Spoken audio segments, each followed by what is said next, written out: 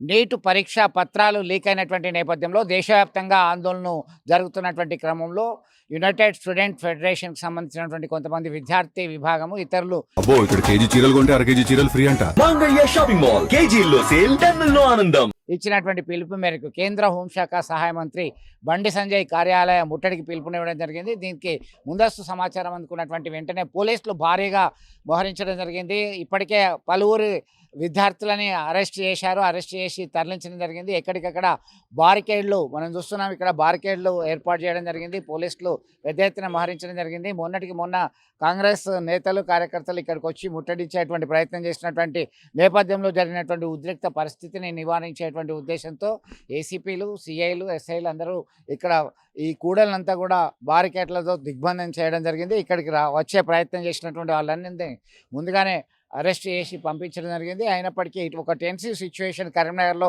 ఇప్పటికీ కనబడుతుంది. అది ప్రధానమైనటువంటి రోడ్డు, అది మనం చూస్తున్నాం.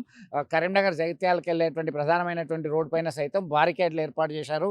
బారికేడ్లలో స్పెషల్ ఫోర్స్ని అక్కడ ఉంచడం జరిగింది. అంటే పలు వైపుల నుండి ఎక్కడి నుంచి అయినా రాకుండా కట్టుదిట్టమైన చర్యలు తీసుకోవడంలో పోలీసులు ఇప్పటికీ కృతకృత్యులు అయ్యారని చెప్పుకోవచ్చు. మొత్తం మీద ఈ పరిస్థితిని చూస్తే వాళ్ళ నిరసన గళాలు వినిపిస్తాము ఖచ్చితంగా అనేటువంటి దృఢ నిశ్చయంతో వాళ్ళు ఉన్నారు. కొంతమంది నిరసనకారులు అందరినీ ఎక్కడికక్కడ అదుపులోకి తీసుకుంటూ చట్టాన్ని ఎవరు తాము చేతిలోకి తీసుకోవద్దు, చట్ట ప్రకారం నడుచుకోవాల్సిందే, చట్టాన్ని ఉల్లంఘించినటువంటి వారికి కఠిన శిక్షలు, కఠిన చర్యలు వారిపైన తీసుకోక తప్పదు అని చెప్పేసి చెప్తున్నటువంటి పరిస్థితి. మొత్తం మీద ఈ ప్రాంతం అంతా కూడా ఈ పోలీసుల పహారాలో ఉంది. పోలీసుల బందోబస్తు మధ్య కొనసాగుతున్నటువంటి ఉద్రిక్త పరిస్థితిని మనమైతే గమనించవచ్చు.